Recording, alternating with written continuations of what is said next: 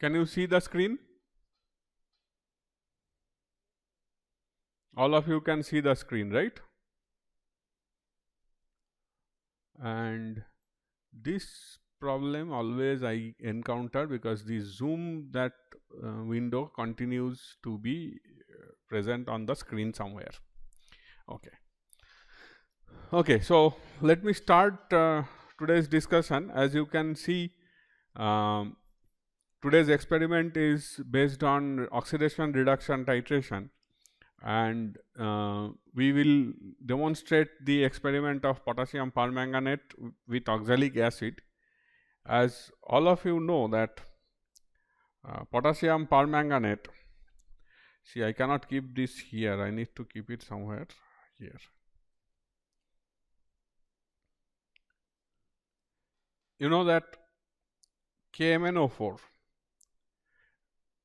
is having manganese in the oxidation state +7, and when you try to do any reduction reaction to it, manganese goes to 2+ state.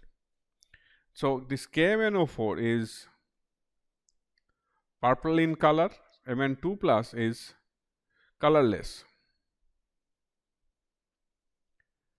and this is always used as a strong oxidizing agent.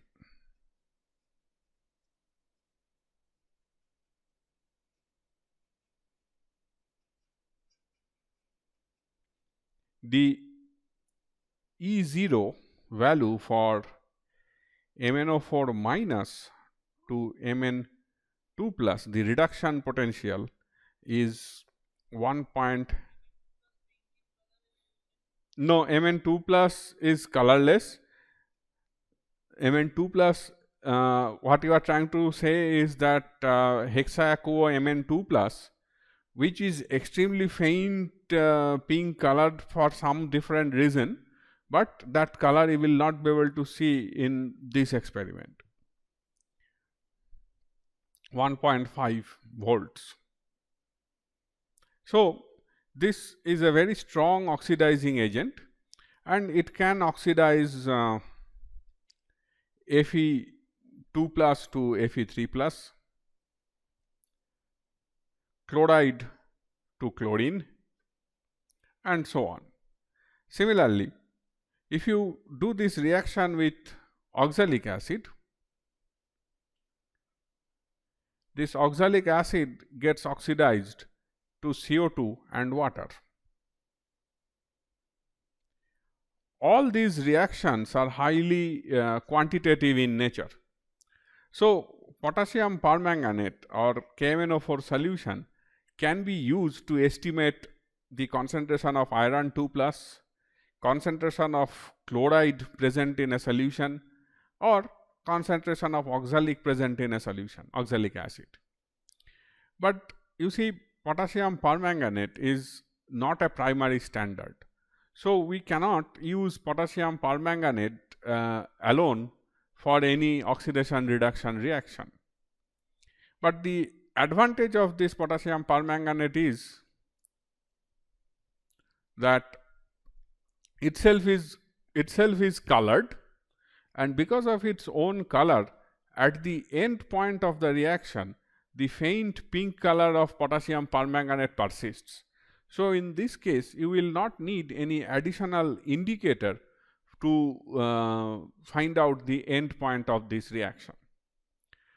So, today's experiment is just the standardization of potassium permanganate solution. So, how do we do it? We use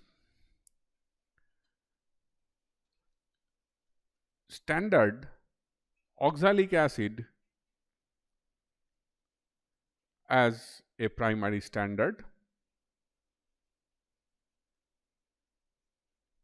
and then do a titration of permanganate versus oxalic acid to find out the concentration of oxalic acid. So, now in the demonstration that you will see after some time, the laboratory assistant prepared a standard oxalic acid solution using the following amount of oxalic acid. So, I have discussed about the preparation of standard solution, primary standard solution using weighing bottle technique, and the data that was provided by the lab assistant is the following: weight of weighing bottle plus oxalic acid is equal to, can all of you please mute yourself? Weight of weighing bottle plus oxalic acid is 31.8919 gram.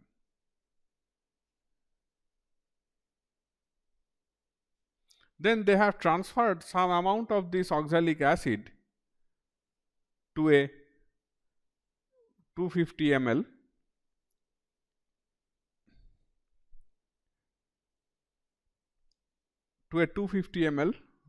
volumetric flask.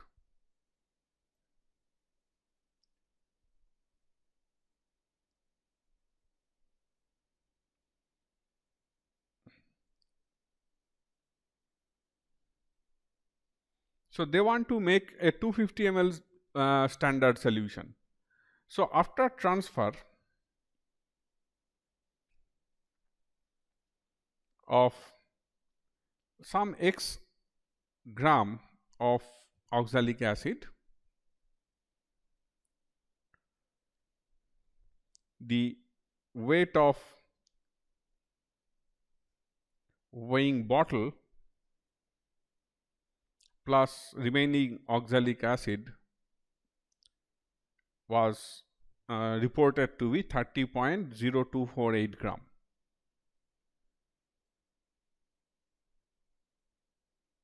Remember that the difference of between these two is that x gram. That x gram of oxalic acid was transferred to a 250 ml volumetric flask. So, from this your first job is to calculate the strength of this primary standard.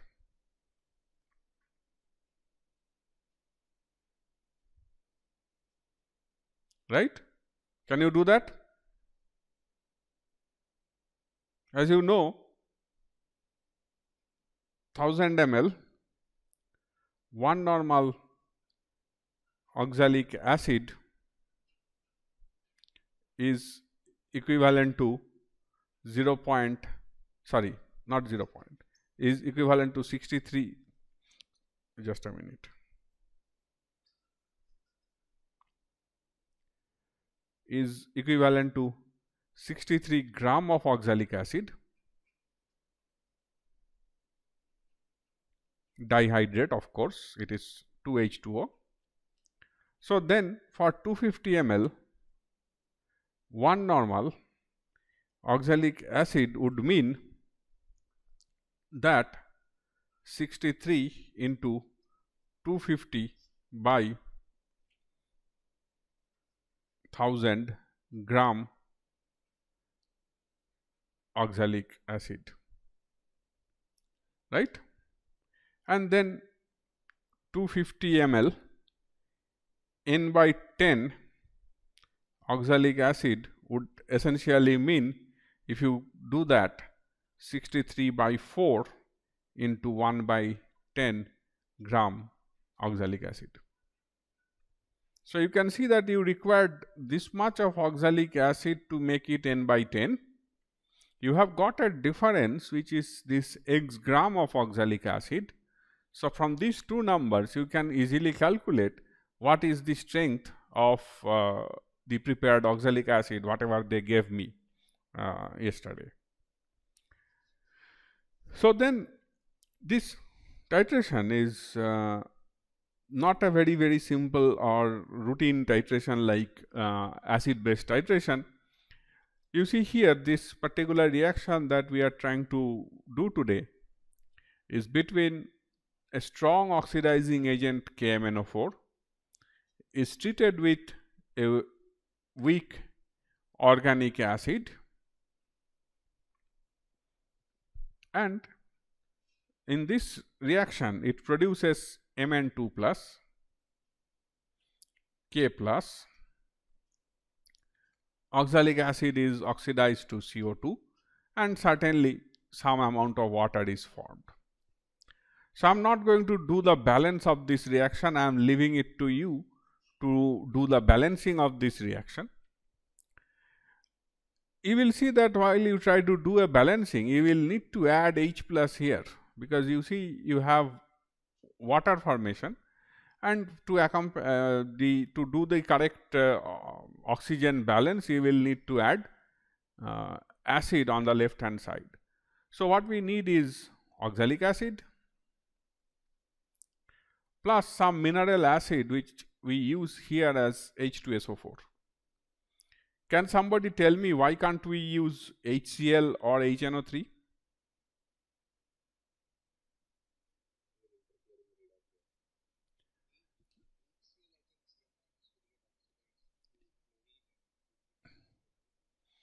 Why not nitric acid?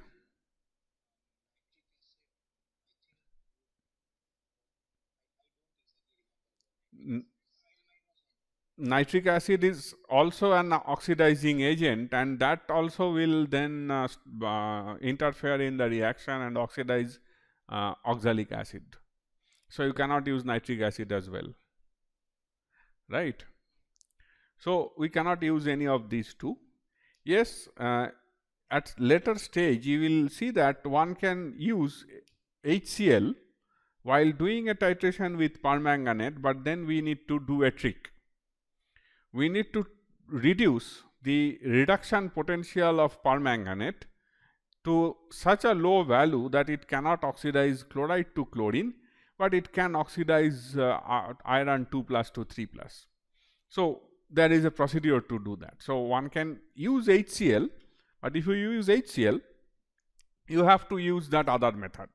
So, for a first year laboratory, we do not use HCl or nitric acid. At a later stage in your fourth year analytical chemistry lab, you will learn how to tackle this problem. So, here what we need to do is first thing is that this is an organic compound and is soluble in water, but the reaction of this organic compound with potassium permanganate at room temperature is very slow. So, to increase the rate of reaction, first we need to take in a conical flask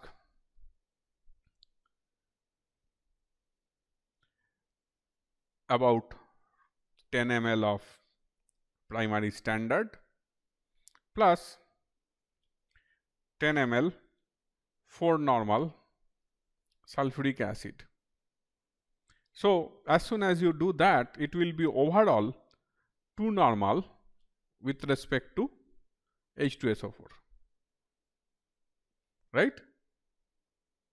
4 normal sulfuric acid, you are adding 10 ml, and already there is 10 ml of primary standard, which is basically aqueous solution of oxalic acid. So, the solution will become 2 normal with respect to sulfuric acid. Then you heat this solution, heat on a water bath or even heating mantle. We normally do not heat it under Bunsen burner, and we heat it to about 70 degrees centigrade. How will you know? When you are heating this solution, you will see that some vapor forms, the water vapor will form, and it will cover the upper part of this conical, and then 1 or 2 bubbles will try to come. So, at that point we should stop heating and then start the titration. Now, you see KMnO4 is a colored liquid.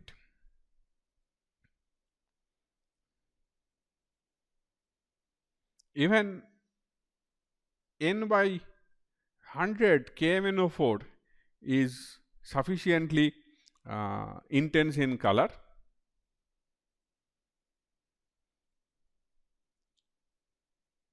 and you cannot see the lower meniscus of this particular solution.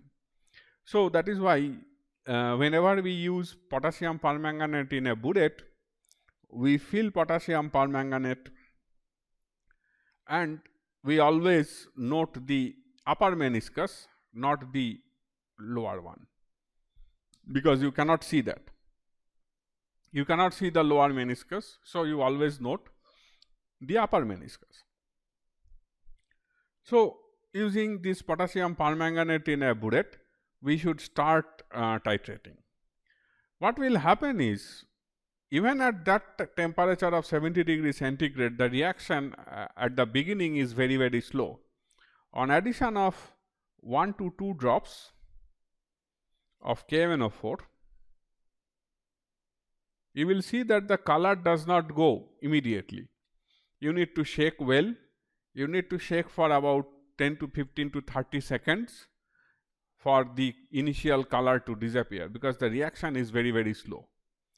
But then after this event passes, after addition of first 2 to 3 drops, and then you have decolorized it, you will see that the next drop onwards till the end point, almost till the end point, color disappears almost immediately, sometimes instantaneously, and then again towards the end point, the color does not disappear immediately. So, why does it disappear instantaneously? Because after 1 to 2 to 3 drops of permanganate addition in solution, there will be some Mn2 plus generated, and this Mn+2 ion then catalyzes the reaction. It is a auto-catalyzed reaction where one of the reaction product catalyzes the original reaction. As a result, the middle part, when you are adding permanganate, the color of that solution disappears almost instantaneously. But then when towards the end of this reaction, when you have very, very little oxalic acid left, maybe you only need 1, 2, 3 or 4 drops of potassium permanganate. At that condition, again the reaction becomes slightly slow, and you will see that you need to shake 2-3 times to decolorize the solution. This, when you see the demonstration that I have prepared, I have explained in the demonstration as well. So, by doing this, you will note a very, very faint pink color at the end of the titration, and that faint pink color does not disappear even after 1 minute or 2 minutes. Of course, if you leave that solution for 1 hour, it will get decolorized, because it can then oxidize anything that may fall in that water, or it can oxidize anything else that may be present in the surroundings. So, to identify the end point, you need to be very, very careful towards the end, and you just need to add 1 drop which will then persist as a color for at least a minute, and that is your end point. So, if you have any question, you can ask me at this point. Yeah.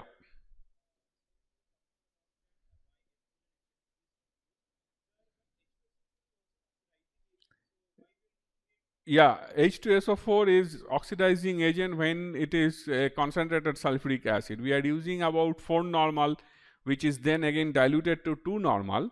It is not that much of strong oxidizing like nitric acid. Even in very low concentration, nitric acid can oxidize anything, whereas sulfuric acid does not. No. Very dilute nitric acid also cannot be used. Yeah, I am now going to share this video with you in the WhatsApp group. I am sending you the link of the video. So, this video is for a few minutes. Let me check. It is for about 15 to 16 minutes. So, all of you should go through the video now, keeping the Zoom link active. I will be back after 15 minutes to answer your questions after you finish watching this video. You use, if you have headphone or something, you can use the headphone so that the sound that we have in the video will come out clearly. So I am stopping this video recording here at the moment, and I will come back after about 20 minutes, 15 to 20 minutes. So in this period, you please go through this video that is uploaded in the YouTube, and I have already shared the link with you in the WhatsApp group. I hope all of you are there in that WhatsApp group, right? Yeah.